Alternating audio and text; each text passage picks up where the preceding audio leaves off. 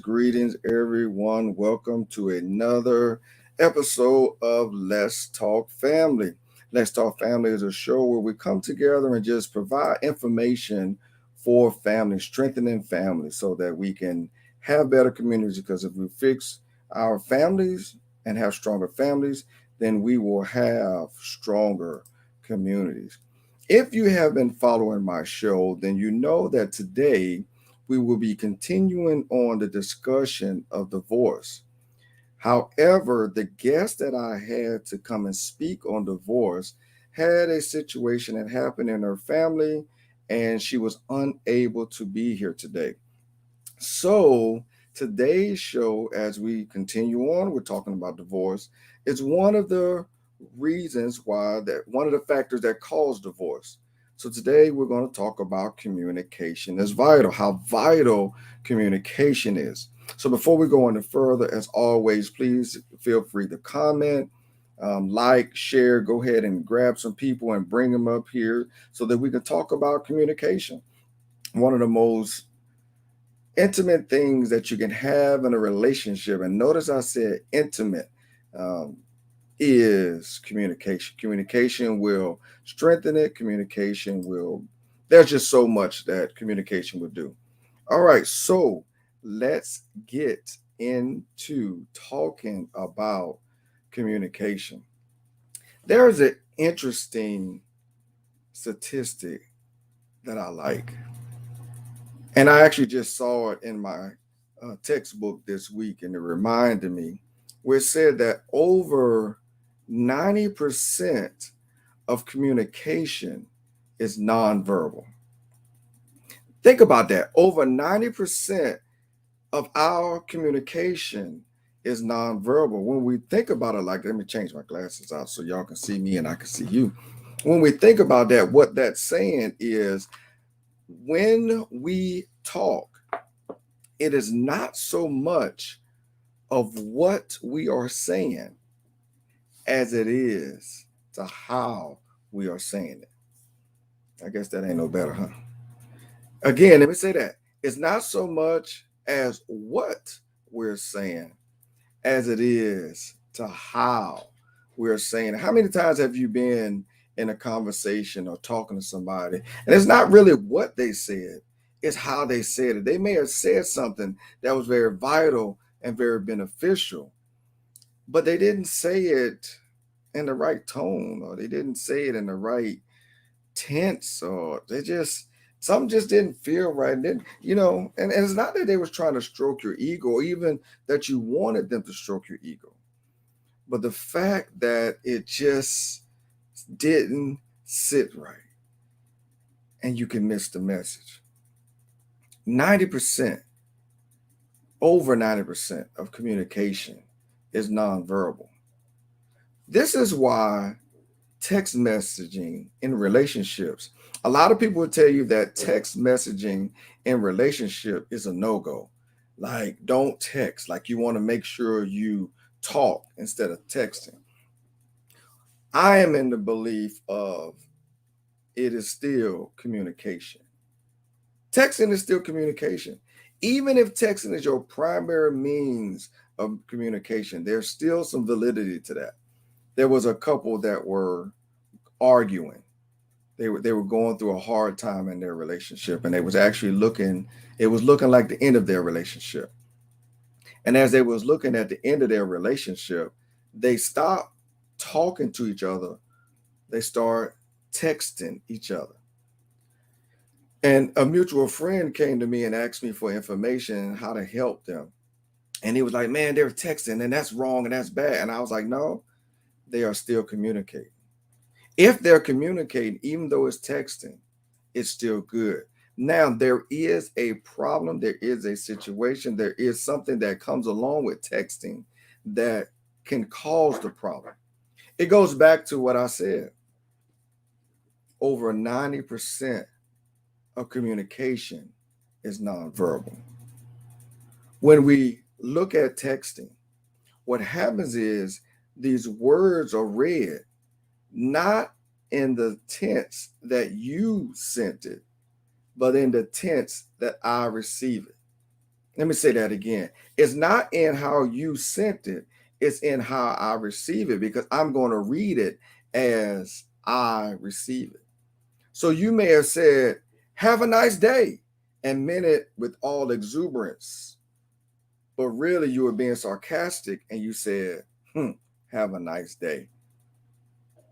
And so as I receive it, I'm taking it as you meant "have a nice day" in the exuberant kind of sense, because that 90% is missing. So when we look at communication, this is why it's so vital and so important that we communicate as much as possible face to face. Again, nothing wrong with the non physical face to face communication, but you have to work harder. Think about how much more you have to explain if you're texting it or writing it, because you have to express what you're trying to say in more detail to get your point across, as opposed to you being there face to face and your facial expressions, your body language will aid to the communication. So, nonverbal communication is 90% of communication. There's a thing called thinking traps. And thinking traps are patterns that your mind picks up, and it's the way your mind thinks. Just imagine you've seen the horses run professionally, and they have those blinders on the side of their eyes so that they don't look right, and they'll stay focused on their run. This is what thinking traps are. Thinking traps have your mind going down this tunnel. All your thoughts go down this tunnel. And we build these thinking traps over time. We build these thinking traps over time. When we're looking at relationships now, the mother of all thinking traps is called mind reading. Now, we all know what mind reading is because we all do it, right? We all know what the other person is thinking. As you progress further and further into the relationship, what happens is you begin to read more and more of the mind of your spouse. I'm laughing because we all know that we can't read anyone else's mind. But yet, when we're in relationships and we get deeper and deeper and more intimate, we assume that we know what the other person's thinking. We assume that we know what they're thinking. And we base it off of that 90%, the nonverbals, their body language, their gestures, their when they walk by. But the mind reading thinking trap has me looking at my spouse, or have you looking at your spouse, or have your spouse looking at you and thinking one thing, but yet in reality, it may not be true. It just may not be true. So, how do we get around mind reading? Easy. We ask the question, we talk about it, we do not assume. So, mind reading is me looking inward, me assuming I know what my spouse is thinking. So, to get out of mind reading is to not read the mind and ask the question. So those thinking traps, and they're more than the one that I'm talking about, but those thinking traps have you thinking a certain way. All your thoughts line up in this particular pattern. And you have to get around them. We all have them. We all have them. And when we talk about building better communications, when we talk about building on this and getting to the point to where we communicate better, there are some things that we have to do differently or either just do to get our point across. There was a book written by, and I forgot his name, and I'm going to look it up real quick, by Dr. Gary Chapman, titled The Five Love Languages. And the reason why I like this book is because in the book, he says that we all communicate. There's 5 different ways that we communicate. And that's how we know that someone loves us. So there's 2 questions that we're often asked. The 2 questions, one question, one statement. One is, how do I know that you love me? Or the question may be, how do I know he or she loves me? And the other statement is, prove your love to me. For a long time, I didn't think this was possible. I didn't think it was possible, but I found out that it is very, very possible. Once I read Dr. Chapman's book, The 5 Love Languages. And what he said that the 5 love languages are: 1 is words of affirmation, 2 is quality time, and these are not in any particular order. 3 is physical touch, 4 is acts of service, and 5 is receiving gifts. And so what happens is, if my love language is quality time, then the way I understand that someone loves me is if they spend quality time with me.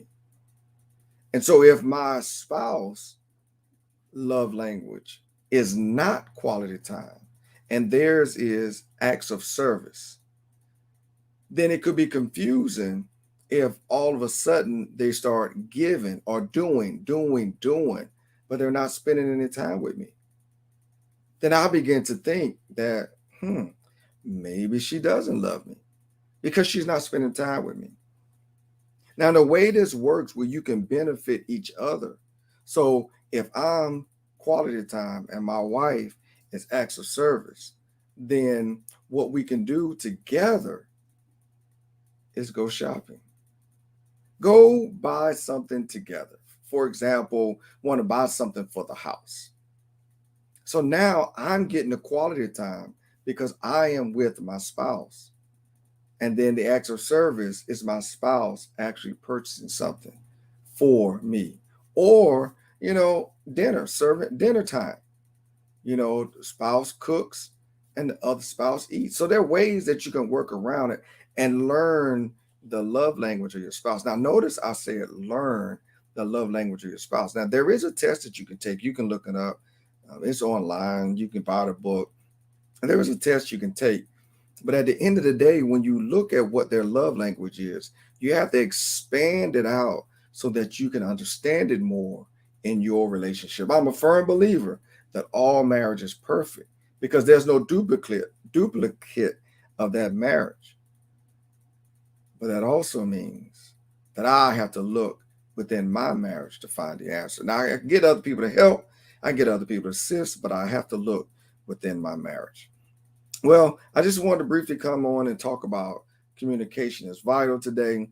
And I invite you to have a seat in my relationship class where I talk about communication and a lot of other subjects in my Filling in the Cracks relationship series. This is done every second Friday at 10:30 a.m. Central Standard Time and every fourth Tuesday at 6:30 p.m. Central Standard Time. You got to get in contact with me. You can email me through my contact information, which I'll put up later on. Actually, I'll put up later on as I get ready to close and have a seat so that we can build stronger marriages and stronger relationships. Hey, I thank you for listening in. One, Mr. Bowtie Feaster. This has been another episode of Filling in the Cracks relationship series, talking about communication. One of the pillars or building blocks, if you might say, to building stronger, healthier relationships in marriage. Thank you for your time. I always like to end with my 3 points of interest. 1, the center of everything is family. 2, be the best you that you can be. And 3, it's called life. Live it. Have a great day.